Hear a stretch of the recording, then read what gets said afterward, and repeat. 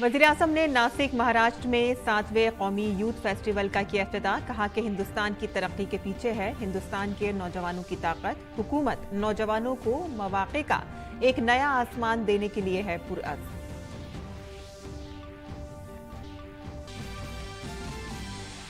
वज़ीर-ए-आज़म ने महाराष्ट्र के दौरे पर 30,500 करोड़ रुपए के कई तरक्याती प्रोजेक्टों का किया इफ्तिताह और रखा संगे बुनियाद। अटल सेतु को कौम के नाम किया वक्फ।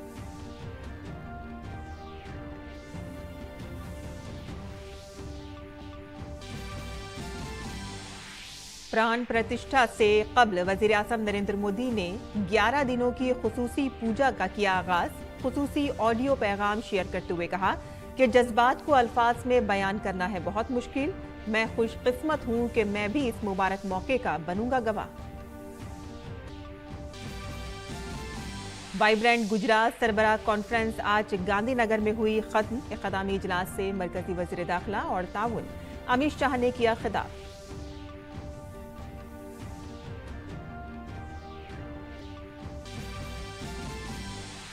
ईडी ने मगरबी बंगाल के वुज़रा पर अपनी गिरफ्त की मजबूत। म्युनिसिपल कॉरपोरेशन नौकरी घपले से मुताल्लिक मामले में सुजीत बोस और तापस राय की रिहाइशगाहों पर छापे।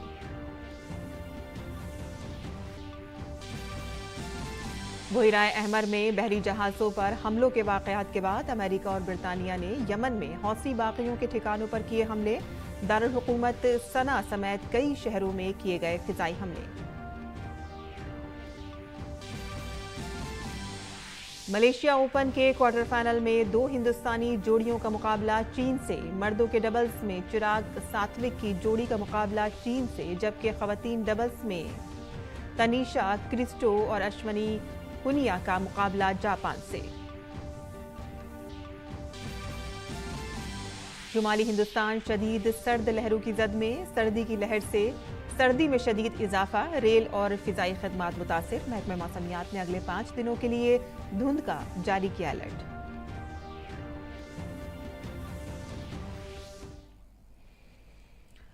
आदाब नाज़रीन, खबरनामे में आपका इस्तकबाल है। मैं हूं साइमा खान। अब खबरें तफसील से। और सबसे पहले आपको बता दें कि वज़ीर-ए-आज़म नरेंद्र मोदी ने मुंबई में अटल बिहारी वाजपेयी सेवारी नहावा शेवा अटल पुल का इफ्तिताह किया है।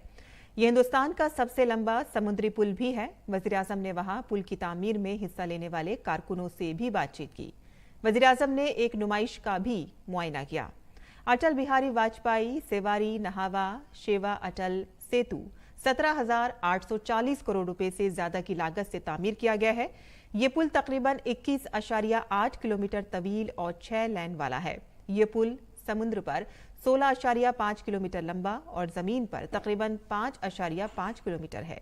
ये पुल मुंबई बैनुल-अक़वामी हवाई अड्डे और नवी मुंबई बैनुल-अक़वामी हवाई अड्डे को तेज रफ्तार राब्ता फराहम करता है और इसकी तामीर से मुंबई से पुणे, गोवा और जनूबी हिंदुस्तान के सफर के वक्त में भी कमी आएगी और इससे मुंबई पोर्ट और जवाहरलाल नेहरू पोर्ट के दरमियान राब्ते में भी बेहतरी आएगी।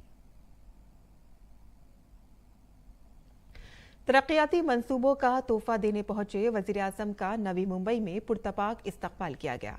लोगों ने पीएम का खुले दिल से इस्तकबाल किया। वज़ीर-ए-आज़म ने हाथ हिलाकर लोगों का इस्तकबाल किया और इस मोहब्बत पर इजहार तशक्कुर किया।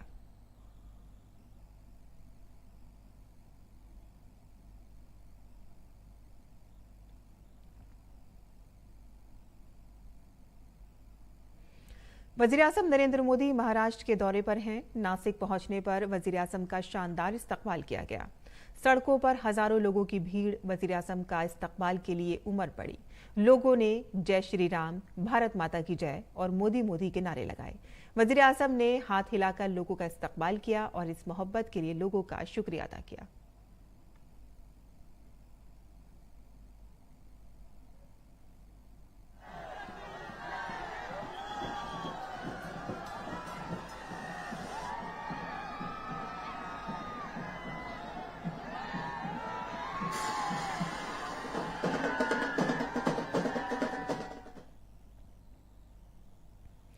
वज़ीर-ए-आज़म नरेंद्र मोदी ने नासिक में कालाराम मंदिर का दौरा किया। वज़ीर-ए-आज़म ने वहां पूजा भी की।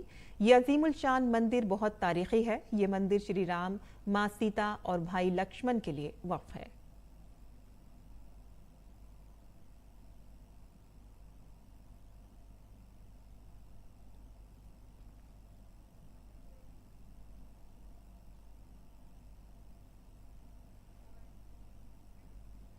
वज़ीर-ए-आज़म नरेंद्र मोदी ने काला मंदिर में भजन भी किया। भ्रातरम रामो लक्ष्मणम शुभ लक्षणम अयं देशः समश्रीमान् पुष्पितैस्तरुभिर्वृतः इहाश्रमपदं रम्यं यथावत् कर्तुमर्हसि। वज़ीर-ए-आज़म नरेंद्र मोदी ने नासिक में स्वामी विवेकानंद को खराज अक़ीदत पेश किया। स्वामी विवेकानंद की यौम पैदाइश को नौजवानों के कौमी दिन के तौर पर मनाया जाता है। वज़ीर-ए-आज़म नरेंद्र मोदी ने स्वामी विवेकानंद के मुजस्समे पर गुलाए अक़ीदत नज़र करते हुए उन्हें खराज अक़ीदत पेश किया।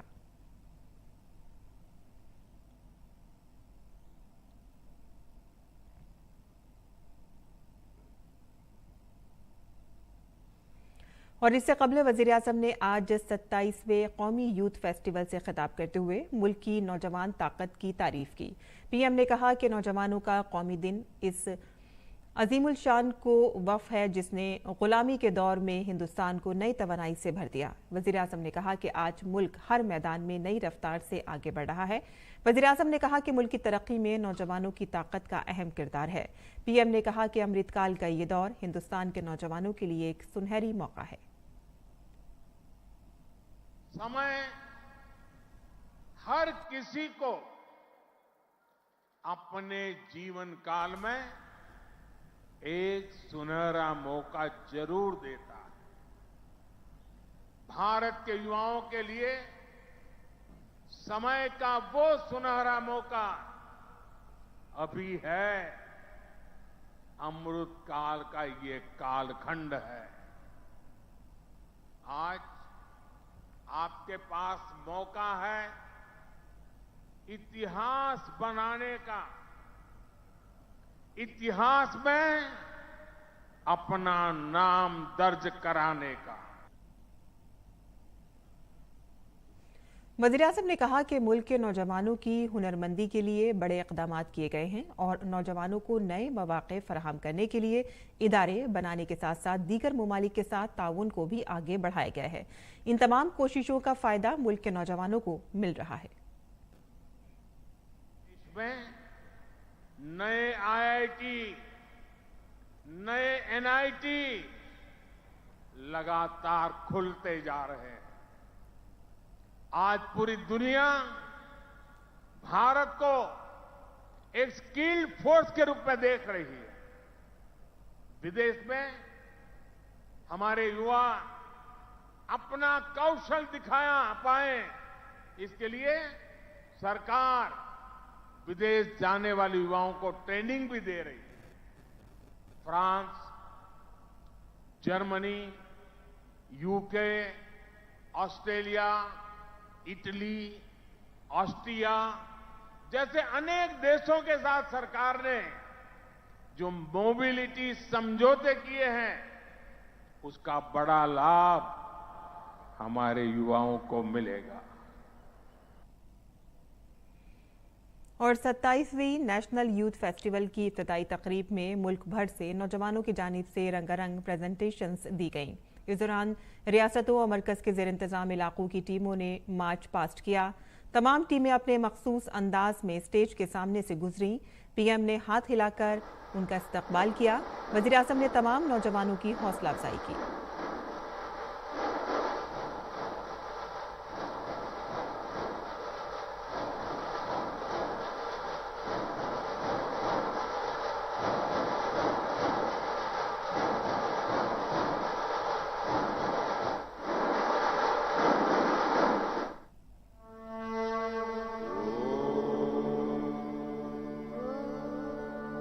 और इस मौके पर नौजवानों ने शानदार सकाफती प्रोग्राम पेश किए। मुख्तलिफ टीमों में शरीक नौजवानों ने अपनी प्रेजेंटेशन से सबको महसूस किया।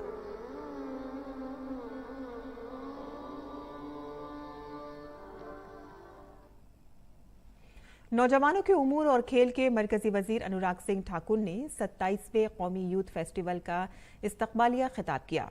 उन्होंने वज़ीर-ए-आज़म मोदी की क़यादत में मुल्क की हर मैदान में होने वाली तरक्की की तारीफ की।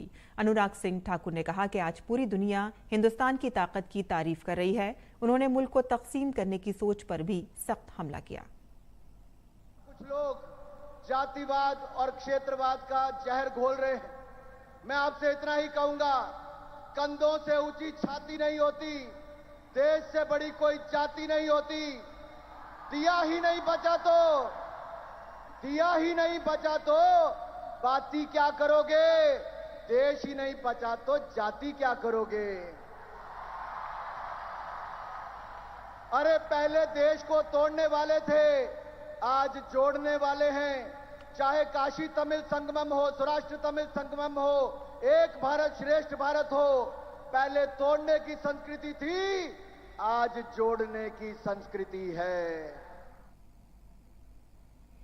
वज़ीर-ए-आज़म नरेंद्र मोदी ने स्वामी विवेकानंद को उनके यौम पैदाइश पर खराज अक़ीदत पेश किया है। सोशल मीडिया एक्स पर अपने पैगाम में वज़ीर-ए-आज़म ने कहा कि हम स्वामी विवेकानंद को खराज अक़ीदत पेश करते हैं, जिन्होंने आलमी सतह पर हिंदुस्तानी रूहानियत और सकाफत को कायम किया। उनके यौम पैदाइश और नौजवानों के कौमी दिन के मौके पर सद सलाम। उनके तवानाई और जोश से भरे ख्यालात और पैगामात नौजवानों को हमेशा कुछ न कुछ करने की तरगीब देते रहेंगे।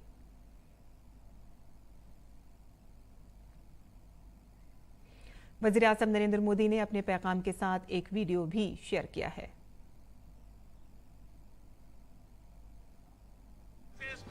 टीम सक्सेस के रूप में विस्तार दे।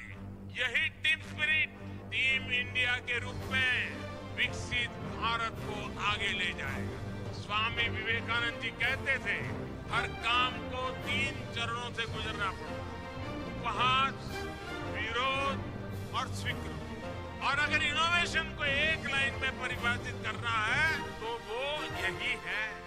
अगर कोई नया आइडिया है तो याद रखें कि आपका उपहास हो सकता है, लेकिन अगर अपने आइडिया पर आपको यकीन है तो उस पर टिके रहिए। आपकी सफलता मजाक बनाने वालों की सोच से कहीं बड़ी साबित होगी। वाज़ेह रहे कि अजीम समाजी मुस्लिह और रूहानी पेशवा स्वामी विवेकानंद का आज यौम पैदाइश है। आज मुल्क इस दिन को नौजवानों के कौमी दिन के तौर पर मना रहा है। स्वामी विवेकानंद 12 जनवरी 1863 को पैदा हुए थे। स्वामी विवेकानंद ने भारतीय फलसफे को आलमी सतह पर मकबूल बनाया। स्वामी विवेकानंद की सिर्फ 39 साल की जिंदगी कई मायनों में आज के नौजवानों के लिए तहरीक का बाइस है। स्वामी विवेकानंद कहते थे कि हर नौजवान मुल्क की तामीर में अपना रोल अदा कर सकता है। वज़ीर दिफा राजनाथ सिंह ने स्वामी विवेकानंद को उनके यौम पैदाइश के मौके पर खराज अक़ीदत पेश किया है। सोशल मीडिया एक्स पर अपने पैगाम में राजनाथ सिंह ने कहा कि स्वामी विवेकानंद के यौम पैदाइश के मौके पर मैं उनको याद करता हूं और सलाम करता हूं। उन्होंने भारत के कदीम इल्म, साइंस और सकाफत को पूरी दुनिया में फैलाने में बेमिसाल ताउन किया है।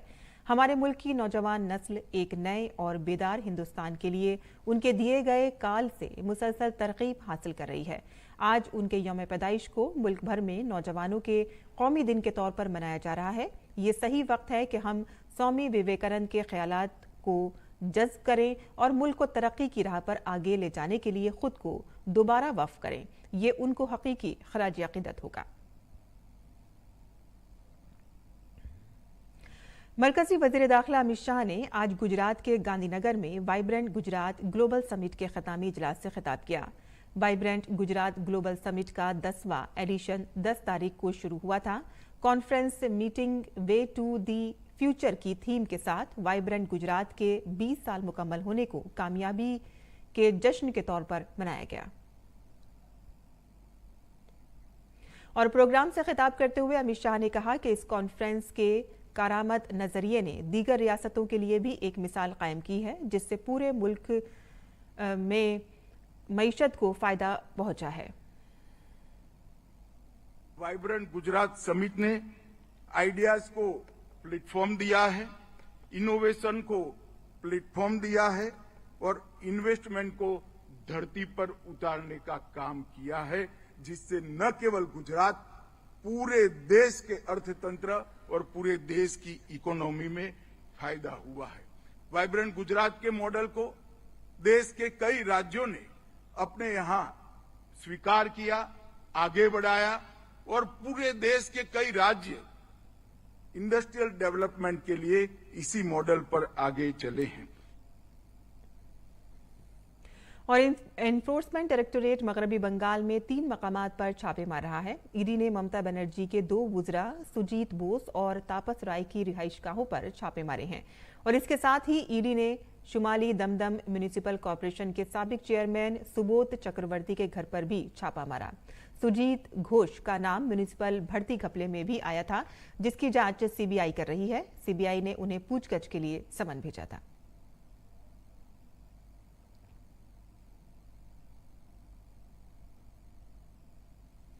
वजीर आजम नरेंद्र मोदी ने 22 जनवरी को अयोध्या धाम के मंदिर में श्री राम लल्ला के प्राण प्रतिष्ठा के लिए 11 रोजा खुसूसी पूजा का आगाज किया है। एक जज्बाती पैगाम में वजीर आजम ने प्राण प्रतिष्ठा से कबल पूरे मुल्क में राम के साथ अकीदत का जिक्र किया। जीवन के कुछ क्षण ईश्वरीय आशीर्वाद की वजह से ही यथार्थ में बदलते हैं। आज हम सभी भारतीयों के लिए, दुनिया भर में फैले राम भक्तों के लिए ऐसा ही पवित्र अवसर है। हर तरफ प्रभु श्री राम की भक्ति का अद्भुत वातावरण, चारों दिशाओं में राम नाम की धुन, राम भजनों की अद्भुत सौंदर्य माधुरी। हर किसी को इंतजार है 22 जनवरी का, उस ऐतिहासिक पवित्र पल का। और अब अयोध्या में राम लला की प्राण प्रतिष्ठा में केवल 11 दिन ही बचे हैं। मेरा सौभाग्य है कि मुझे भी इस पुण्य अवसर का साक्षी बनने का अवसर मिल रहा है। ये मेरे लिए कल्पनातीत अनुभूतियों का समय है। मैं भावुक हूं, भाव विह्वल हूं। और वज़ीर आज़म नरेंद्र मोदी ने कौम से कहा कि वो उनके साथ जुड़ें। पीएम ने लोगों से दुआएं करने के लिए कहा और उनसे अपने जज्बात शेयर करने को भी कहा है। हम सब इस सत्य को जानते हैं कि ईश्वर निराकार है, लेकिन ईश्वर साकार रूप में भी हमारी आध्यात्मिक यात्रा को बल देते हैं। जनता जनार्दन में ईश्वर का रूप होता है। ये मैंने साक्षात देखा है, महसूस किया है। लेकिन जब ईश्वर रूपी वही जनता शब्दों में अपनी भावनाएं प्रकट करती है, आशीर्वाद देती है, तो मुझ में भी नई ऊर्जा का संचार होता है। आज मुझे आपके आशीर्वाद की आवश्यकता है। इसलिए मेरी प्रार्थना है कि शब्दों में, लिखित में अपनी भावनाएं जरूर प्रकट करें, मुझे आशीर्वाद जरूर दें। आपके आशीर्वाद का एक एक शब्द मेरे लिए शब्द नहीं, मंत्र है। मंत्र की शक्ति के तौर पर वो अवश्य काम करेगा। आप अपने शब्दों को, अपने भावों को नमो ऐप के माध्यम से सीधे मुझ तक पहुंचा सकते हैं। आइए हम सब प्रभु श्री राम की भक्ति में डूब जाएं। इसी भाव के साथ आप सभी राम भक्तों को कोटि कोटि नमन। और जर्मनी की कैसेंड्रा माइस्टेपमैन ने भगवान श्री राम का भजन गाया है। ट्विटर एक्स पर भजन का इश्तराक करते हुए वज़ीर आज़म ने कहा कि उन्होंने अपने मन की बात प्रोग्राम में भी इसका जिक्र किया था। वज़ीर आज़म ने कहा कि दुनिया 22 जनवरी का बेसब्री से इंतजार कर रही है। ये भजन आप सभी के लिए है, आओ सब साथ में गाते हैं। राम आएंगे तो आंगना सजाऊंगी, दीप जला के दिवाली मैं मनाऊंगी। मेरी झोपड़ी के भाग आज खुल जाएंगे। राम आएंगे, राम आएंगे, राम आएंगे,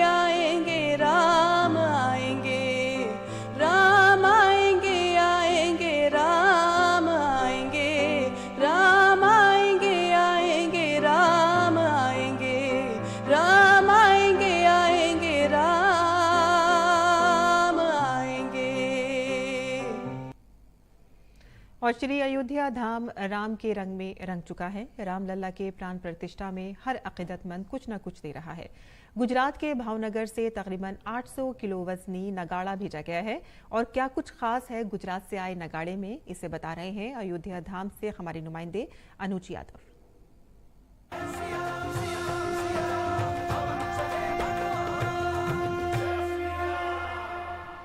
श्री अयोध्या धाम पूरी तरीके से राममय हो चुकी है और श्री अयोध्या धाम की नई नई तस्वीरें, नव्य तस्वीरें सामने आ रही हैं। इस समय जो आप ये नगाड़ा देख रहे हैं, ये नगाड़ा करीब 800 किलो का है। इसको श्री राम मंदिर के अंदर इसको रखा जाएगा। इस तरह की काफी तस्वीरें आपने देखी होंगी कि किस तरीके से पूरे देश के लोग जो हैं इस समय राममय हो चुके हैं और एकता के बंधन में बंधते हुए नजर आ रहे हैं और चाहते हैं कि श्री राम मंदिर के अंदर वो कुछ ना कुछ ऐसा दान जरूर दें जिसे हमेशा याद रखा जाए। तो कुल मिलाकर ये जो नगाड़ा आप देख रहे हैं, ऊपर आप श्री राम की जो हैं तस्वीरें भी देख रहे हैं। इसकी खासियत की बात करें तो इसमें जो सोने और चांदी की है वो परत जो है इसके अंदर चढ़ी हुई है। स्टील से ये बना हुआ है पूरी तरीके से। आप इसको देखेंगे तो नक्काशी अगर इसकी देखी जाए तो काफी दूर से ही दूसरों को प्रभावित करती हुई नजर आती है।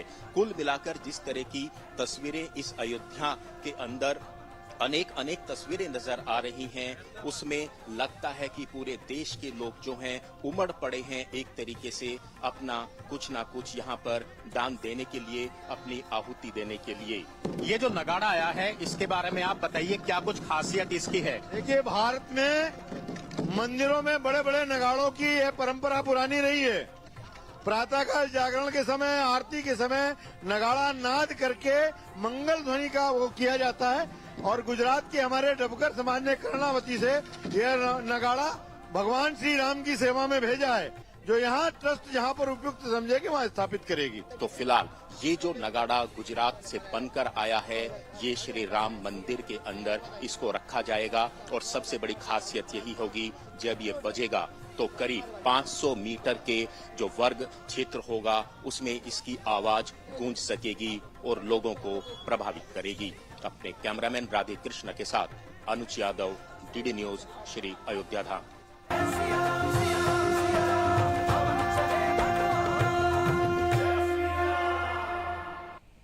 और जम्मू कश्मीर, हिमाचल, उत्तराखंड से लेकर उत्तर प्रदेश, बिहार तक पूरा शुमाली भारत इस वक्त शदीद सर्द लहरों की जद में है। जुमेरात को भी ये इलाका शदीद सर्दी की जद में रहा। बर्फीली हवाओं ने सर्दी में इजाफा कर दिया और इसके साथ ही धुंध ने रेल, सड़क और फिजाई खदमात को भी मुतासिर किया। महकमे मौसमियात के मुताबिक आइंदा 3 रोज तक बर्फीली हवाओं से राहत मिलने का कोई इम्कान नहीं है, तो वहीं 4 से 5 रोज तक घना कोहरा रहेगा। महकमे मौसमियात के मुताबिक अगले 3 दिनों तक वस्ती और मशरक़ी भारत में कम से कम दर्जे हरारत में 2 से 3 डिग्री की कमी रिकॉर्ड की जा सकती है। राजस्थान में आज से 14 जनवरी तक सर्द लहर जारी रहने का इम्कान है और साथ ही हरियाणा और पंजाब में भी बर्फीली हवाएं चल सकती हैं। विकसित भारत संकल्प यात्रा को लेकर रांची के हिनू में मकामी लोगों का जोशो खरोश देखने के लायक है और इस दौरान बहुत से लोगों ने मरकजी स्कीमों का फायदा उठाया और मौके पर ही विकसित भारत का हलफ लिया। राजधानी रांची के शहरी इलाकों के दौरे पर निकला विकसित भारत संकल्प यात्रा का रथ जब हिनू की शुक्ला कॉलोनी पहुंचा तो मकामी लोगों ने आगे आकर इसका खैर मकदम किया। इस मरहले की सबसे खास बात यह थी कि यहाँ बहुत से लोगों ने कई मरकजी स्कीमों का फायदा उठाया जो मालूमात की कमी की वजह से इनसे महरूम रह गए थे।